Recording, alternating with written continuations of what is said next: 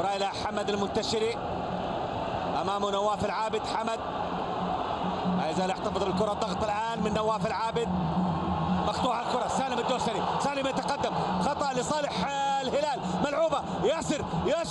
الله الله الله الله يا ياسر، الله ياسر، الله يا ياسر في الدقيقة 23.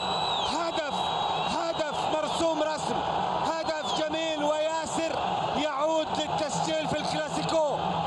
ياسر يعود للتسجيل في الكلاسيكو بعد ما غير اللوك، بعد ما حلق على الزيرو، جاب هدف رابع في الاتحاد، هدف بالعقل، هدف لاعب خبير وكبير، هدف جاء بعد غلطة خبير آخر في الاتحاد وفواز القرني يتفرج عليها.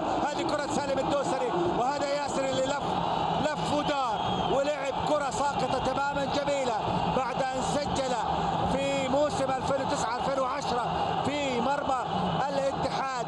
يسجل هنا هدف ياسر القحطاني ويعود للتسجيل في مرمى الاتحاد بعد سنتين، ويعود بهدف من الأهداف المتقنة، من الأهداف الجميلة، من الأهداف التي تصنف من الروعة بمكان.